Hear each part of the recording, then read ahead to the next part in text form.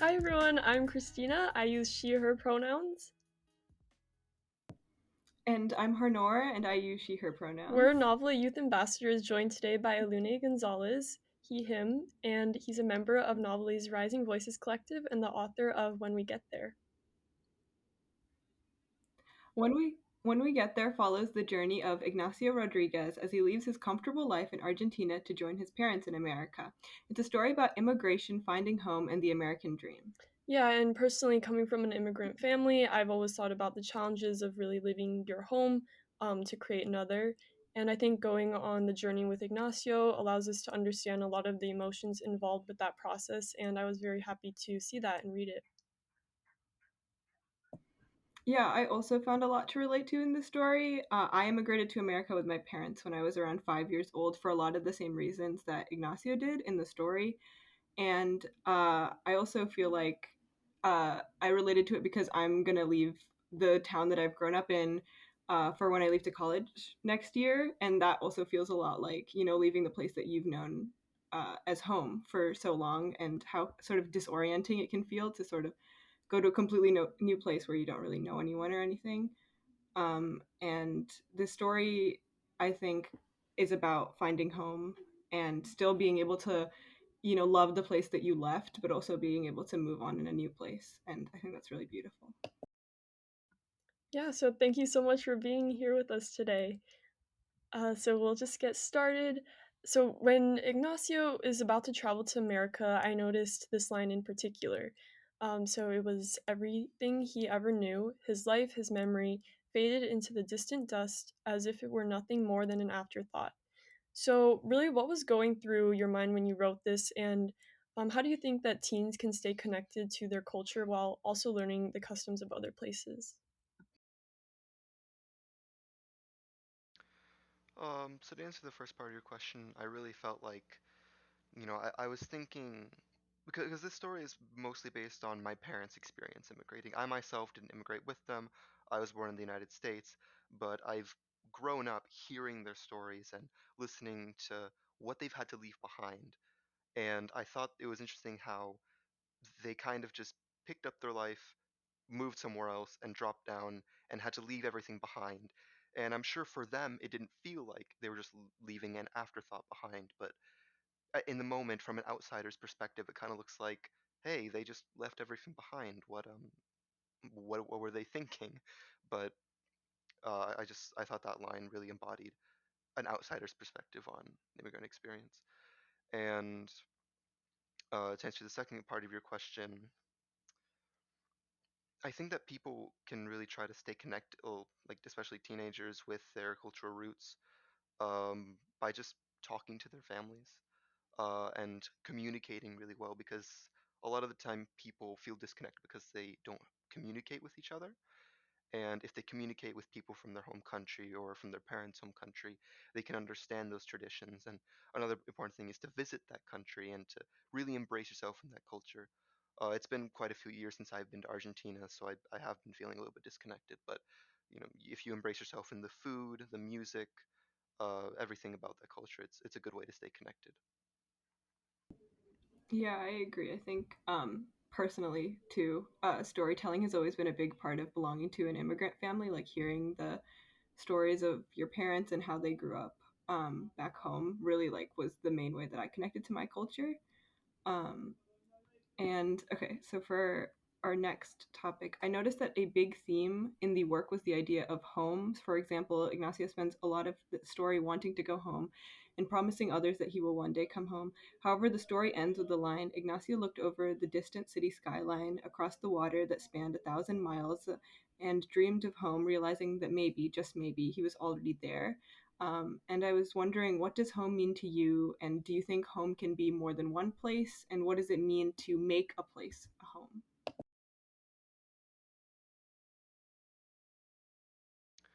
Um, it's a very difficult question. So I think that what home means to me is just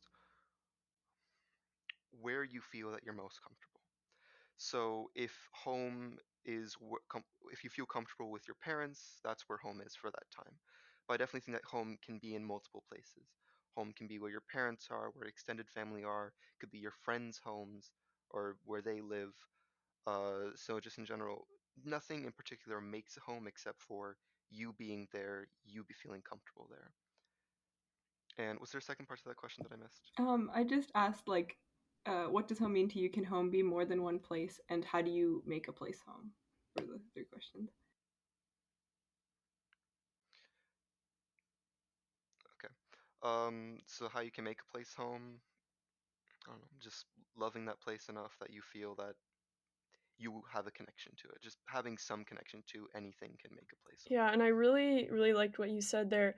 It reminded me of this kind of cheesy quote, like "home is where the heart is," and I feel like if we forget about the cheesy aspect of it, I think that's really powerful because, there's this aspect of staying connected to those around you and feeling comfortable around them, and really being able to go to those places where you feel at home. So I really liked what you said there.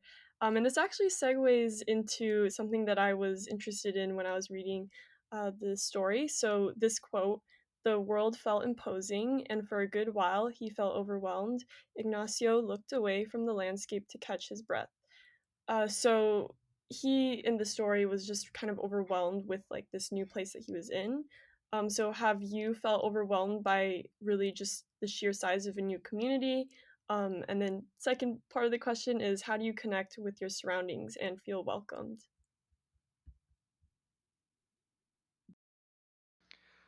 So I definitely have felt overwhelmed at just the enormity of how big our world is.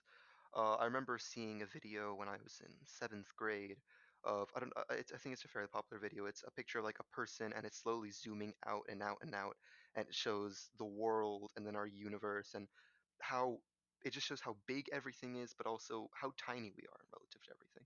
But more about just how big everything is. I remember the first time I traveled to a different country on a plane. I used to when I was younger. I was a little child. I didn't look out the window, but as I grew older, I started to look out the window. I started to notice, that's the horizon out there. That's the curve of our Earth. That's how big everything is.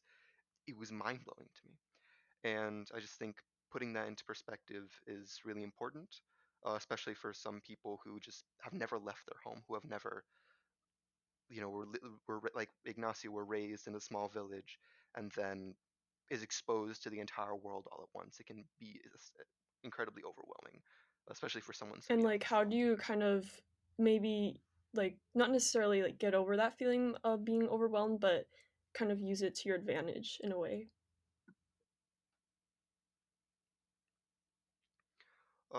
I think it just puts things into perspective.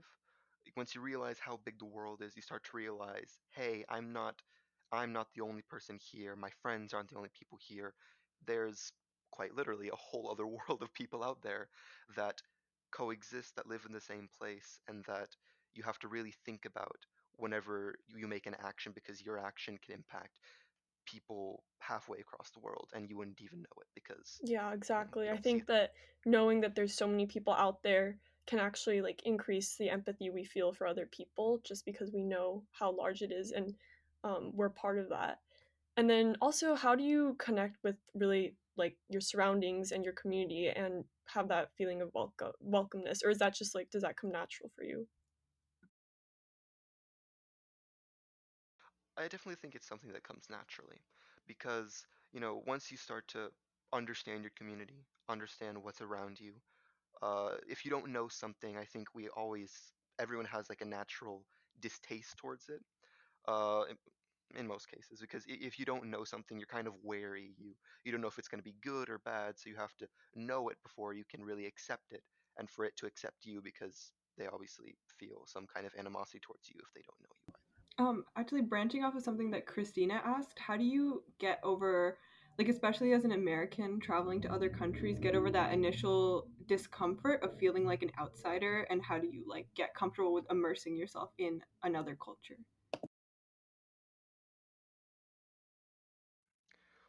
In my opinion, I never really stopped feeling like an outsider. I remember traveling to like Greece once, and I just looked at all these monuments, and I was like, I was looking at the monuments, and I was looking at the people living there, and I felt like in a way I was kind of intruding on their way of life. Like I know their way of life has been built around tourism and all these things, but it also feels like you're getting a snapshot of their lives, and it feels like a very private moment that you weren't supposed to see, and it's just, I don't know. I never really get over that feeling of an outsider, but I do try to embrace myself in their culture and try to understand it before saying it's initially bad, if that makes sense. Yeah, I totally agree. I think, uh, I think it's kind of good to have the feeling, like understanding that you come from a different perspective before you sort of insert yourself into a situation.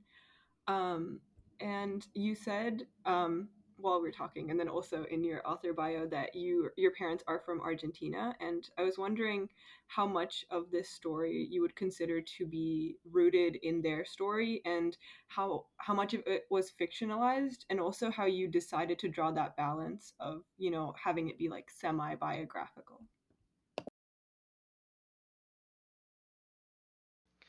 Yeah, so what I initially went through this story thinking, and what I wanted to accomplish all along was retelling my parents' journey from Argentina to America as if I was with them the entire time. And obviously, having a child going on a journey is going to complicate things immensely.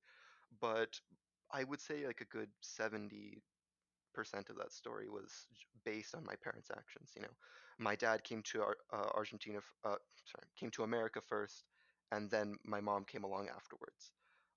And a similar thing happens in the story, except it's reverse order. Um, and I think a lot of the characters are also based on, sorry, the main character is based on me, entirely because I also love reading. I love traveling. I'm a little bit resistant to change, like Ignacio is. Something big changes, and you're like, I don't like that, and you slowly come into it eventually. But most of it, I try to base. Like I was always asking my parents about their experiences the entire time, and uh, obviously you have to take some liberties when writing a story because some things just aren't interesting when you write them down, like taking a bus or something like that. It's not interesting. You have to add some element to it that makes it unique to you. But a lot of the things were both mostly based on my parents, and I tried to make it more interesting by That's really adding great my to own hear twist that to it. so much of it was based off of their experience.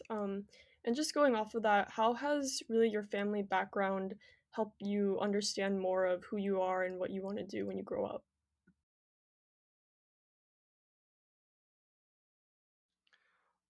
In terms of family background, I don't know, for my dad especially, he's always been a really good storyteller. I He would tell a story and he would just have a way of telling it that was, it enthralled you, it pulled you in, and he always has a punchline at the end or something at the end that just makes you like laugh or all I just have a very strong emotion at the end, and I've always tried to internalize that because it's something that I'm still a little bit jealous of that he has that I kind of feel like I don't. It's not like a written storytelling. It's just a way of speaking and a way of telling people things that just I wish I could have that, and it's really influenced me as I've grown up. Yeah, I mean, I would make the argument that you are a good storyteller. Um, but thank you for that answer. That was really insightful. And do you think that, like, do you want to be like a writer when you grow up? And if so, is that largely because of like your experiences with your family? I definitely think so. I want to at least incorporate writing in some way, whatever I do in my life. Because I just enjoy it too much to leave it behind. I would feel like I'm missing a part of me if I just stopped writing altogether, and that's kind of what makes me upset about school is because it takes away so much time. I wish I could spend more time writing, but it's definitely influenced by my parents. It's not just the that they like the way they tell stories, but also how encouraging they've been with my writing stories. I've shown them things, and the emotions and the happiness they feel for me, I think is really amazing to feel in terms of support, and I just love that part of it, and I wish I could keep going. And I know this particular story is based a lot on your parents' experiences and also trying to, like understand it through your own point of view. But I think when you approach a piece of writing, do you more see it as a way to process the world or as a form of sort of escapism from the world?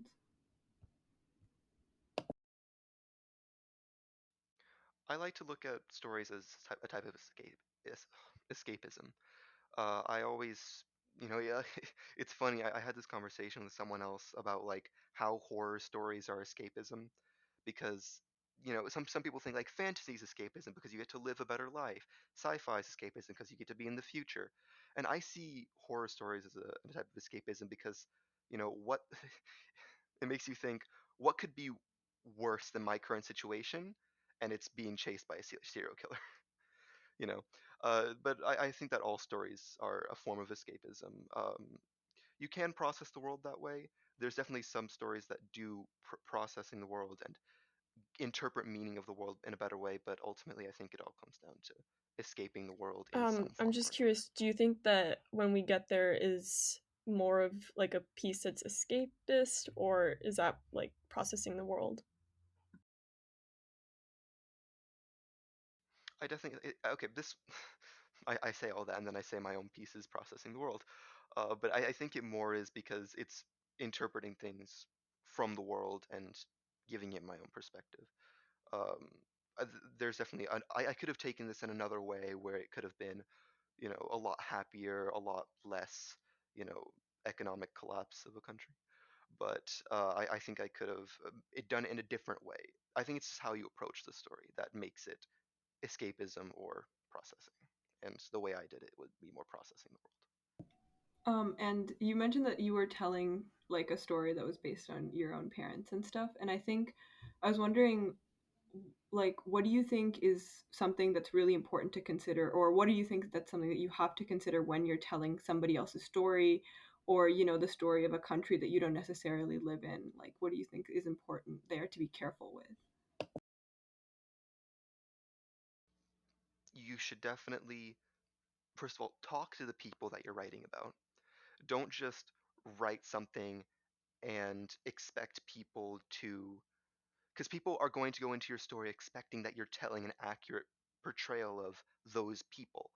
And you can't do that unless you talk to those people, you do your research, not just something online. You have to actually do legitimate research onto what is this country about, how was it formed, look at the history of it, and understand why it is how it is at the moment, why people are leaving it, and uh, you know the culture of the people there is another important thing.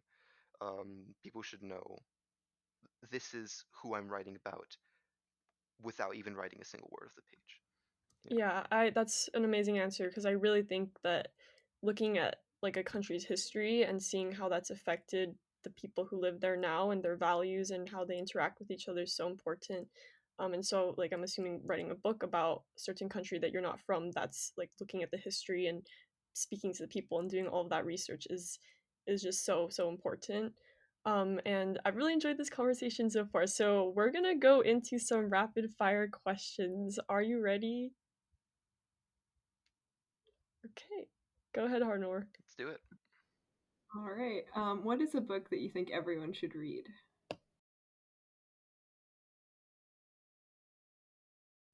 100 Years of Solitude by Gabriel Garcia Marquez. It's a fantastic book. Why would you recommend that, or like why did you pick that? I think it's definitely the style of his writing. He writes in magical realism. Well, I guess that's more of the genre, but just the way he tells stories, even if it's a translation of the book or in the original Spanish, the way he writes is just so poetic and beautiful, and in a way also really simple. So I think being able to understand how to make things simple, not super complex, just simple, but also really intriguing is just it's an art and Amazing. it's a I really will add that important to one. my list now. And so what is your favorite place to be?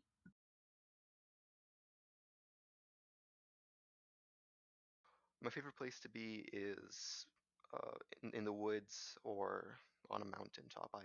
I love the complete silence, the just the absence of people. Obviously, if you're going to like a national park or something like that, there's going to be a lot of people. But I just love going on a trail and just looking out and seeing all the nature and just it's just the peaceful calm of it. It's so incredible. I wouldn't give up.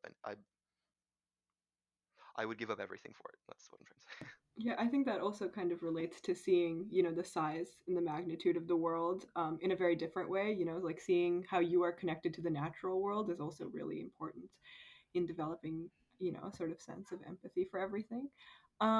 And I was wondering, did you learn or discover something while writing this piece? Anything from like a writing tip you'd like to give people, or something about your own family history?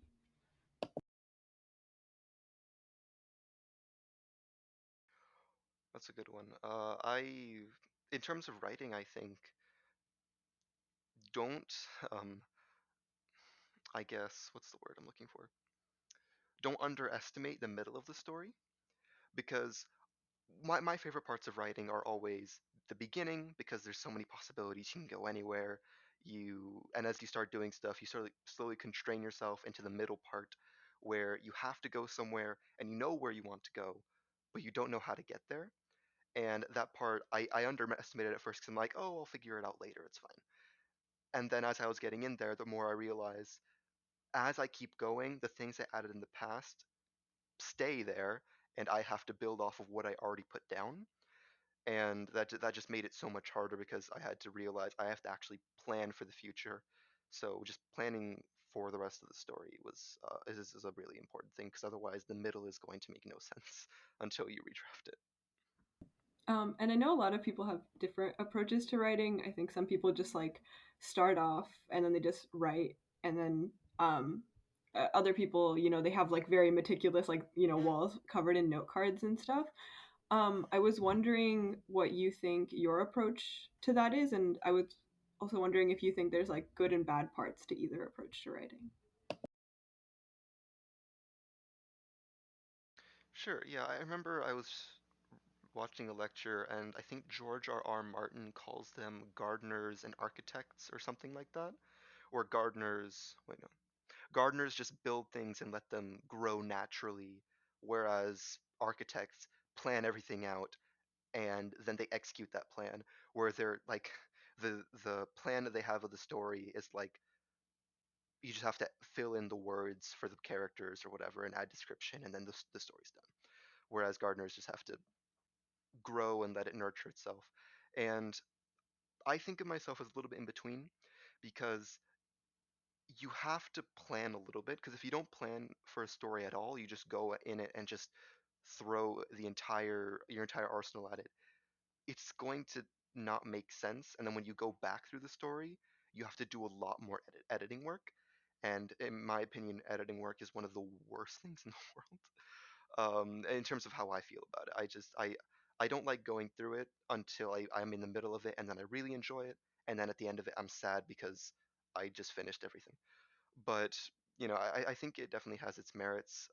Planning because it's a lot of fun planning because you can just plan things out and then when you go through it makes the writing more enjoyable because you just have to fill in the blanks. But I think gardening or just going with the flow is it has its own merit in that it makes you think more. I don't know if that's a good way to explain it, but you have to like be more impromptu about it. You have to just do whatever your mind says in the moment. Whereas if you're planning ahead, you already have a set plan, and if you deviate from it, it kind of collapses everything else you've put in so far. So, like while you're writing, you can't really deviate from your plan. It gives you a lot less freedom, which is a definite limitation of them. Yeah, that's a really interesting comparison that you did there because I've never heard of it before, but it's really it encapsulates like the writing process so well, like architect versus gardener. And so just like going along the lines of your writing process, when was the moment that you knew you wanted to write a story, and that story being When We Get There?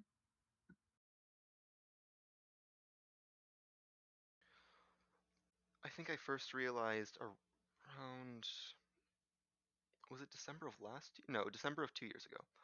It's been too long. COVID has kind of messed up my perspective of time. But my family went to Tennessee. We went to a little cabin in the mountains, and we just had utter peace, silence. I could just sit there and write for a little bit. And I was planning, and I was thinking of how I got here. How did I get to be in this specific moment at this specific time?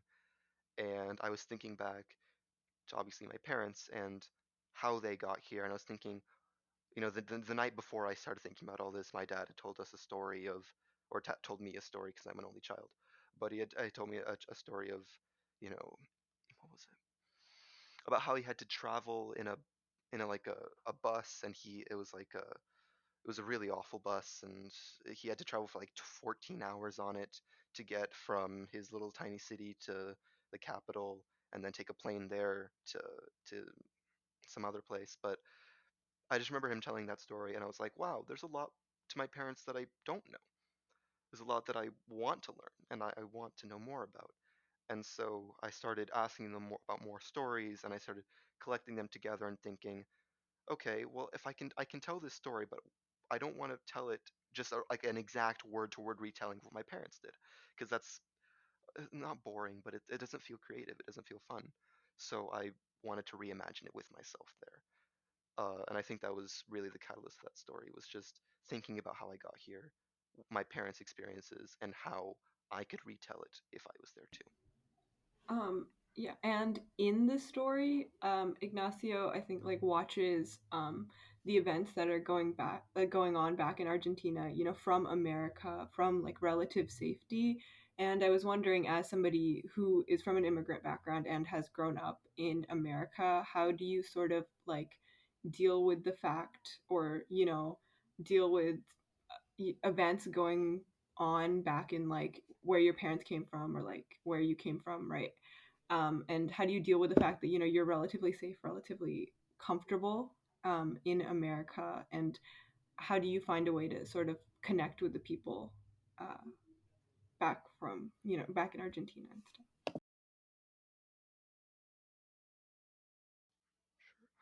Um, so just to call back to that question about like looking at the events going back on in Ignacio's home country, that was actually based on a scene that my parents had actually seen when they were in the United States. They were look they were looking at the news back at their country, and they were seeing these horrifying scenes of the economic recession there. And my dad told me the story, actually, the exact scene that we see in the story. And I thought it was too vivid to not put in to here, because it was just a really striking moment for me. But back to your actual question, my dad watches the news here every night, or a podcast of some kind, and he's always in tune into the news, and he's always telling me about, how people are suffering in Argentina right now because of decisions by politicians or economic crises and all that sort of thing. And whenever I visit there, my dad always makes sure that I look at how people are living there and compare it to how I'm living at home. And in a way, I feel really lucky because of my parents' decisions of coming to this country so that they can find a better way of life. But another part of me feels guilty because, I'm the one that got away, quote unquote, because I am the only person in my entire family to have lived their entire life in the United States. The rest of my family, all my cousins, are stuck there until they're adults and they can move out.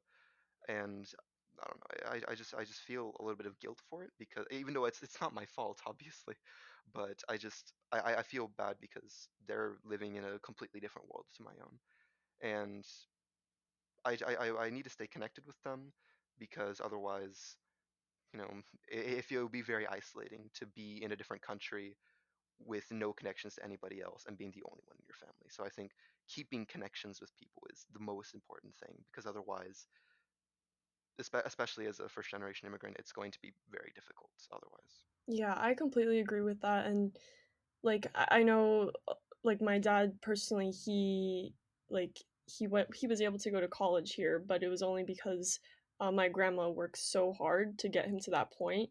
and he did too, but like it's like feeling bad because of how she grew up in so much poverty, and then he's here at this college being able to work and really live like a completely different life, but you know it's not his fault.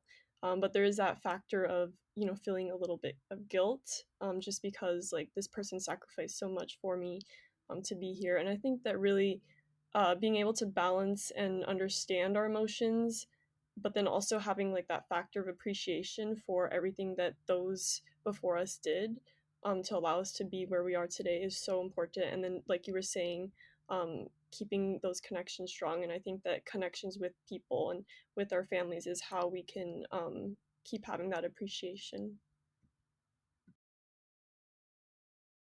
Yeah, I totally agree. I think, growing up in like an immigrant household in America, I heard a lot of stories about the one that always sticks with me is that when my mom was growing up, they didn't get a lot of like fresh fruit.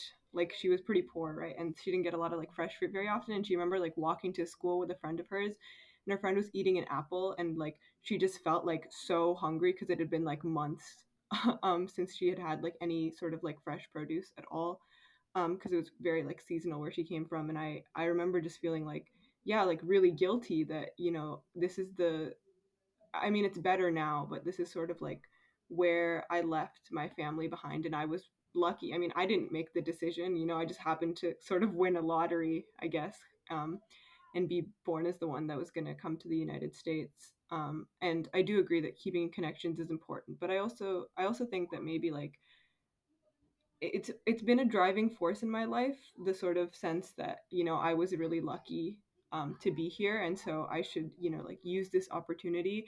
And I think that can be both a negative driving force, it can make you feel really ashamed, but I also think it's given me a sense of purpose. So there's a good and a bad side to it. And you also mentioned that a book that you think that everyone should read is *100 Years of Solitude*, and I haven't read it. I think we're reading it next year in school. But I think that book is set during a conflict, and I was wondering if it inspired you at all, because Ignacio's looking back into his hometown and during the economic recession, or if any other piece of like literature or stories from Argentina influenced you at all.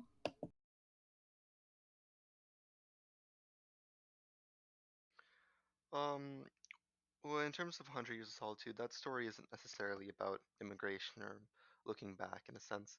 But I do think that the style that he writes with is, at least I hope that it stays a little bit with me every time I read Marquez's stories. I read a short story collection by him in Spanish for one of my Spanish classes, and it was, I don't know, I think I used some of elements from one of his stories. I don't remember which one. It's on that shelf back there. I'll look for it later. But in terms of stories from Argentina, I actually talk about one of the authors that my dad really loves and that we read at school last year, which is Jorge Luis Borges. He's a really important author in Argentina, and I wouldn't say his work necessarily inspired me because his work is really, I don't know, it's not the same style as what I'm writing, because he wrote a lot about, I don't even know how to describe it. He wrote crazy things. He wrote like Gnosticism and all these crazy concepts, and like the like, was it Babylon Lottery? He's talking about like the corruption of the elites and a bunch of these different stories, but like an infinite library and things like that. He was very crazy into fantasy things, and his writing style was really dense and complicated, and I didn't really like it when I first read it, and now I kind of see the merits of it now, but I don't think it has influenced me as much as reading other things. Uh, if that answers your question at all. Is there like a particular book that you kind of base your writing style on or like find inspiration for?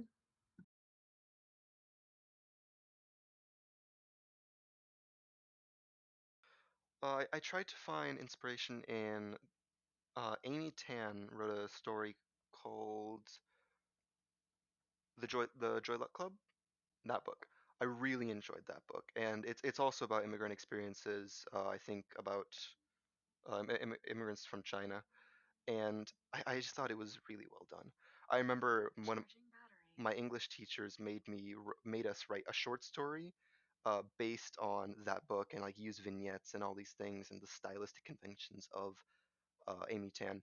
And I thought that book was just really powerful, and I tried to use it as much as possible as an inspiration for That's the actually story. funny. That book is literally like right next to my bed right now. I'm like about to start reading it. And yeah, I think it's so important to like read like culturally significant stories and then also be able to be inspired from that. Yeah, I don't know if you've read her. I think it's an essay. It's called Mother Tongue, where she basically talks about her mother and how she had to like speak for her mother like all like while growing up. And I really really related to that because I've been like the permanent translator in my family. And yeah, she also talks about how I think the ending line of that book is how like people wrote all these like reviews for it, but the one that really mattered was the fact that her mother said it was easy for her to read. Um, and I guess if we're going to base a question off of that, I really do love that essay. It is fantastic. But I think what was the audience that you were aiming for when writing this? And you said that your parents had always been supportive when you were writing, and what did they think of it? Did they give you feedback and stuff? What was sort of their reaction? Yeah, so first of all, I love Mother Tongue. I read that essay and I immediately thought of my parents. I think I showed it to both of them and they were like, "Is this what you think of us?" And I said, "Yes." I said, "Yes." I definitely agree with that because I don't know the broken style of speaking and it's not necessarily broken. It's just a different way. It's their way of speaking, and I wouldn't have it any other way. Even if I might correct them at times, it's nice to have your own form of communication with your parents, even if it's not like everyone else. But as for your question, I think I did. I had my parent. I didn't have my parents read. My parents wanted to read every single chapter as they came out for this story.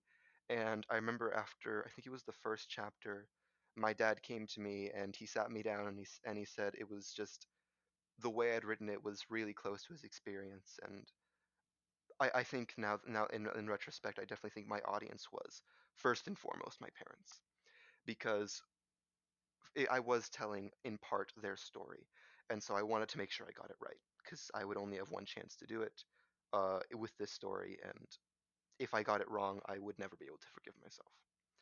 So I'm just glad that they told me every chapter. They said they loved it. They asked me questions about it, what I was thinking. Again, is this what you think of us, our relationship, and all these things? Not in a bad way, in a good way. And I always enjoyed their support because it's just meant a lot to me for this story, especially. Yeah, I definitely agree. I think it's a lot easier in writing to be able to describe my relationship with like with anyone, but also with my parents especially. Because I don't know if it's the same for your family, but like it's never we don't really say things out loud, but I think in writing I can like fully express how much their like sacrifices and stuff mean to me. And actually, like you were talking about mother tongue, the thing that I really related to about it was I think for like a really long time my parents were perceived as like less intelligent because they spoke sort of not broken but like not broken English. And I always got really mad about that because my parents were some of the most like intelligent people that like my dad's read like more poetry than I have, and he like quotes it regularly. And he sometimes he I'll be like, I'm looking for a word, and then he brings it up, right? But then he doesn't really speak English day to day. And yeah, I feel like um that language barrier is always odd. And I don't know if you speak a different language, but like how do you think like living with parents that maybe English isn't their first language has influenced you, and how has it affected your life? Um, so at home we speak both English and Spanish, and it was a really funny dynamic when I was younger because I refused to speak Spanish for like the ages 5 to 14. No. 5 to 12 for like so a good 7 years. I would ask my parents something in English, they would respond in Spanish, and I would respond in English, and they would respond in Spanish. So it was just really funny to someone out looking on. They'll be like, "What is going on?" They're like, it's like two different sides. And then it's when I got to like 12 or 13, I started to realize, hey, everyone else in my family speaks Spanish. I should probably speak a little bit of Spanish. So now I try to speak Spanish as much as possible with them. And now it's the reverse now. Now I speak Spanish to them and they respond in English to me because they teach at my local university, so they have to speak English to their students. So we're practicing each way. And I think doing that has given me a lot more patience for talking with people who their first language isn't English. I've talked to people and I sort of like recognize, as like a click in my brain when I realize, hey, English isn't their first language. Not necessarily to like treat them worse, just to understand that it might be a little bit more difficult for them to interpret what they're doing and to be a little bit more creative in your interpretations of what they're saying. Because a lot of times they might miss a word or miss a phrase and it might not make sense. And just have the patience for them to realize that they're struggling and you need to lend your ear to them and just support them silently if you I actually, there's something funny. I live in the Bay Area, and we have a lot of people whose first language is Spanish, and we also have a lot of immigrants from Asia. And so what happens a lot of the time is that it's two people who both their first language isn't English. Like my grandparents will like talk to somebody whose first language is Spanish, and watching that interaction is like, I don't want to say like entertaining, but it is pretty funny. Like if they're buying something at a store, they'll both start saying numbers and then realize what they're saying isn't in English. So then they'll be like, and then they'll hold up their hands with the number amounts. It's just it's really interesting. I think it's a very a unique experience to living here. Yeah, it's just always. I mean, it's fun as long as you're not mocking it, you know. Yeah, I mean, that's like one of the many reasons why like diversity is so important in everything we do. And um yeah, and Harnoor, like I really like what you said about how you're like the main translator, and like were you like doing all your parents' documents and government stuff and all of that? Like, cause I know like a lot of my friends do that for their parents, and like it's so funny when like their parents are trying to figure out something where um their kid has so much power over them, and like the family dynamic is like the parents have so much power over the kid, but like it completely switches. So I thought that was so funny. But Eluney, so what is one thing that you really want people and like teens in particular to take away from the story?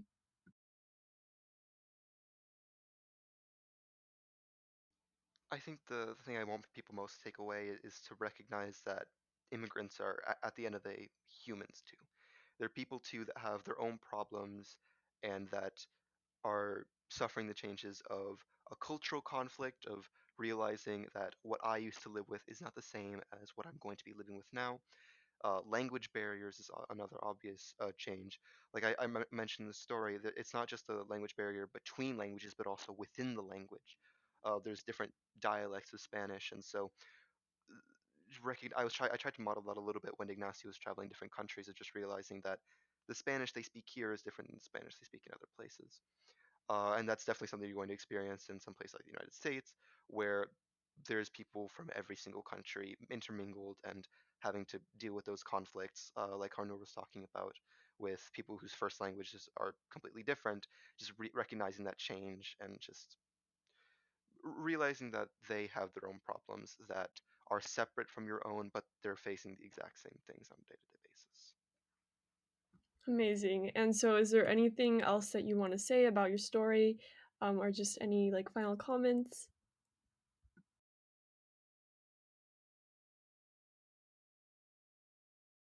Um, I don't. I don't think I have much else to say other than I really Thank enjoyed you being so here. much. And everyone listening, if you're interested in reading more about his short story, When We Get There, you can find it at novelly.org. Thank you so much. Bye.